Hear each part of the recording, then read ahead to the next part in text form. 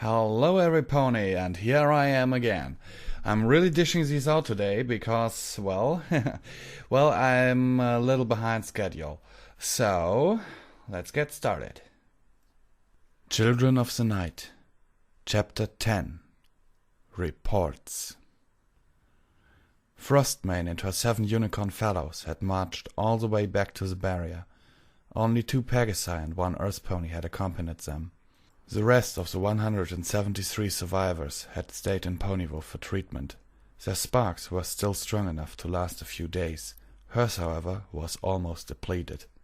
Using her special talent, which he had originally discovered by making iced sweets outside the barrier, had used up much of her magic.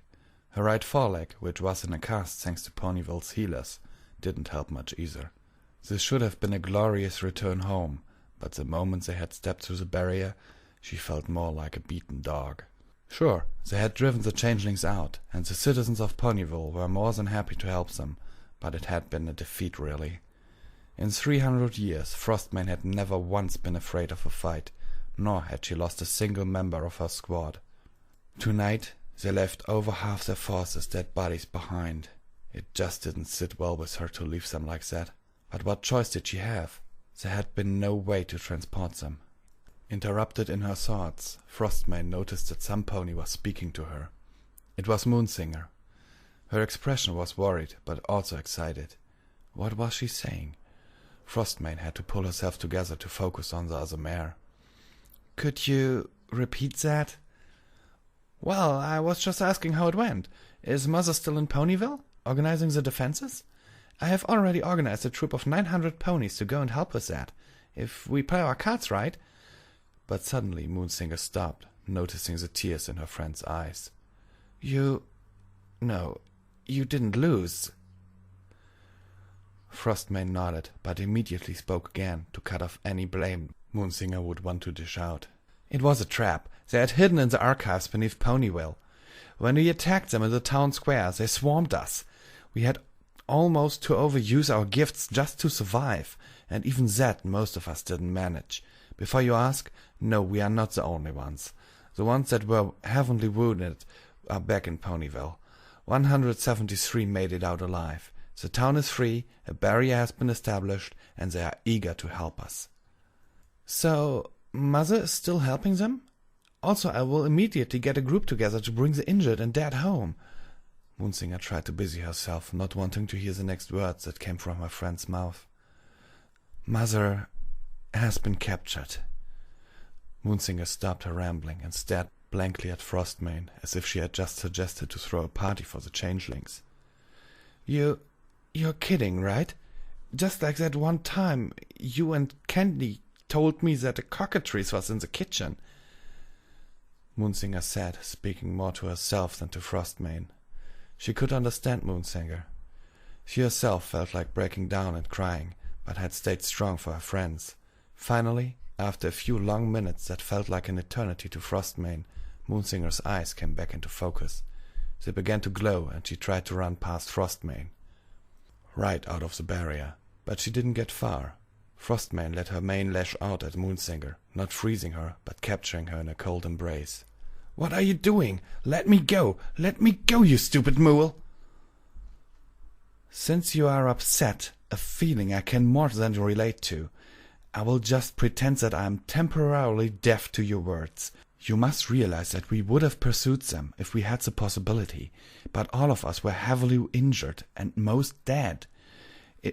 Had it not been for our mother's gifts, we would all be dead by now. You may be stronger than the most of us, but charging into Canterlot, where they most likely took her, all by yourself is a death sentence. I will not allow you to go and get yourself killed. As of now, we must do the last thing our mother asked of us, and that is securing Ponyville, or it will be taken over before the sun sets today." Moonsinger struggled in her friend's mane, unable to use her magic, since the magical mane silenced its victims by cutting them off from the mana around them. She knew that all. She knew what her friend was telling her, which didn't ease the pain in her chest one bit. Her mother had returned after so long, and now they had failed her. They had disappointed her. She had disappointed her. She had let her down. As Moonsinger broke out in tears, Frostman let go of her, embracing her longtime friend with her hoofs instead, while Moonsinger cried and bawled like a little foal who had his favorite toy taken away. A familiar white alicorn closed in on the pair. The other survivors had already moved on, some to get medical treatment, some just didn't want to be present when Frostman broke the news to Moonsinger. "What is all this commotion about? Moonsinger, have you seen Luna? I had to set the moon for her, and I'd like to know why she has neglected her duties." Moonsinger's eyes fixed on Celestia. Her eyes burned with rage, and even so she kept her gift under control. She broke free from Frostman and pointed her hoof accusingly at Celestia. "You! It's all your fault! Hundreds of us have died, and Mother has been taken prisoner!" Tears streamed down her face as she spoke and slowly approached the alicorn that dwarfed her in size. Celestia did not fully understand what Moonsinger had just said. Luna captured? How could that be? Sure, Luna was not as strong as her, but surely she would not fall that easily. And what was that about dead ponies? Had Luna finally acted as she had prompted her for several days? "What do you mean, Moonsinger? I don't understand. What happened?" "I'll tell you what happened. Mother was tired of you nagging her to start the offensive. She took 500 enforcers and left for Ponyville, where they ran into a trap. She had to overuse her magic to turn the tides, and that was what got her captured." Celestia was stunned for a moment. Sure, she had tried to press Luna to start the offensive. Now, in the early stages of her defeat, she hoped that the changelings would be still disorganized and easy to overwhelm. That Luna had fallen into a trap, however, indicated otherwise. Chrysalis had her forces in order already, and was preparing her defenses. That was very bad news indeed. That her sister had been captured did not help in the slightest. What would Chrysalis do with her? The most logical outcome would be that she executed her sister as soon as possible, weakening the pair considerably. She looked at the unicorn mare that stood before her. She was definitely enraged, and surely she was the target of that rage. Celestia could more than understand that feeling, but they would have to act cautiously from now on. Chrysalis would foresee more attacks, and maybe even start an offensive against them. As much as it hurt Celestia's heart, she could not afford to burn her way to the Canterlot dungeons and free Luna. She alone may be able to do it, but she would arrive in a weakened state. Then she would be an even easier victim for Chrysalis. "We must make haste and fortify Ponyville. While I go and oversee the procedure, we need to look for volunteers in the garden. Our current forces are just not enough." "Who do you think you are, telling us what to do? I thought I made it perfectly clear the first time you tried this. We do not acknowledge your authority. In our mother's absence, I am second in command, and my authority is not given by royalty or some rank, but I earned it. They trust me." Frostman put a hoof on Moonsinger's shoulder, prompting her to turn her gaze from Celestia. She shook her head in resignation. "Moonsinger, she's right. Even Mother told us that securing Ponyville is important. You should listen to her, even if it is just this once." Moonsinger shook her head in denial. She knew that Celestia was right, and that fact enraged her even more. That 500 enforcers had almost lost a battle only showed that their forces were more than outnumbered. They needed volunteers if they wanted to win this, or Chrysalis would surely retaliate against the garden. Celestia saw that Moonsinger was trapped between two options. She could either listen to her and do what she had said, or she could refuse and do things her way. That would most likely result in even more ponies getting hurt, or even worse. She sighed. She had to convince Moonsinger that what she was saying came from experience and was therefore the right thing to do, or at least something to consider. "Moonsinger, has Luna, your mother, ever told you about our time before we became council members?" "What does it have to do with anything? "Follow me. I need to talk to you in private. I never wanted to reveal this to any pony, but I guess a situation has arisen where you need to know."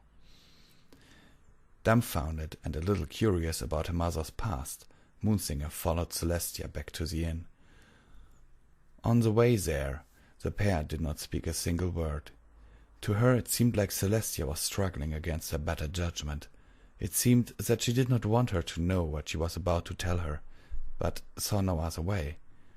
As they reached Celestia's room on the upper floor, the Princess of the Sun settled on her bed and gestured for Moonsinger to make herself comfortable. "What I am about to tell you, you must never reveal to any pony else. It is your mother's and my greatest secret. We swore when we became alicorns never to tell any pony. Now I will have to break that oath." Moonsinger nodded in agreement. No matter what Celestia had to say, she wouldn't be swayed to listen to her. "Very well. You know that there was a war between the races some time before Discord ruled? Okay. At that time your mother and I served in the army. In the forces of the Unicorn Republic, to be precise. Luna was part of special operations, and she was good at what she did. Her nickname in those days was Bloody Shadow. Her dark coat made it almost impossible for enemies to discover her in the dark, and the moment they did, it was already too late. She never enjoyed what she did, but that didn't change the fact that she barely ever got injured once High Command ordered her to assassinate another Earth Pony or Pegasus commander. I, on the other hand, was part of High Command, Mission Planning Division. They called me Fog of War.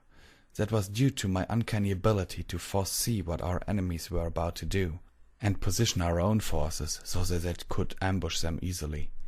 Sometimes I would have some of our soldiers act as bait to draw the enemy's main force, but the missions I planned barely ever failed. Luna never had much for planning. She was always the one who would return to the base freshly washed and her armor polished. She never once returned bloody. She always washed herself and polished her armor in a stream that ran just outside our base. Her nickname was given to her after a soldier once saw her bathing. According to what he told me later, the whole stream had turned red, and all he could see in the dim moonlight was a shadow that was scrubbing off upstream. You see, I have experience with a situation like this. I know what to do, even so I am no great fighter. I may have more raw magical ability than Luna, but she can overtake me with her experience. What caused Discord's rule was the only mission we ever attempted together, and the only one that failed utterly. We were already council members, and had heard a rumor about a cult of fanatic unicorns that was trying to perform a ritual to return the world to its state of war and chaos. We decided to put a stop to that, and ambushed the cultists as they were performing their ritual. We did stop them, but an incomplete spell is always dangerous. The embodiment of chaos, Discord, was born. Our immunity to his magic comes from the fact that we were present the moment he stepped out of the spell.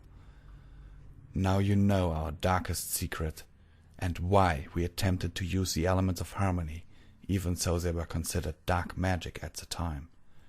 Moonsinger's muzzle stood open. She couldn't believe what she had just heard. Her mother?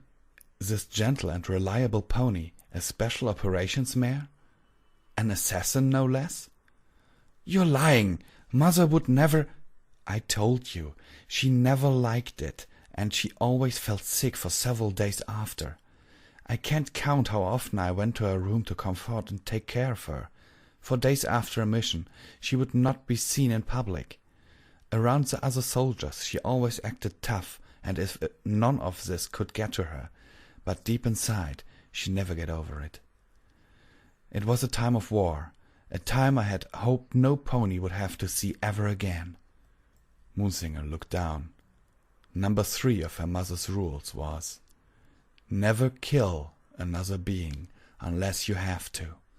And if you have to, do it quick, so your opponent does not suffer. Only bad ponies make their opponents suffer.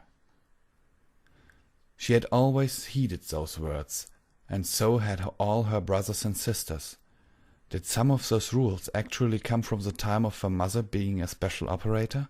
Now that she thought about it, it made sense. And if that was true, then it was for the best to let her aunt at least have a say when it came to mission planning.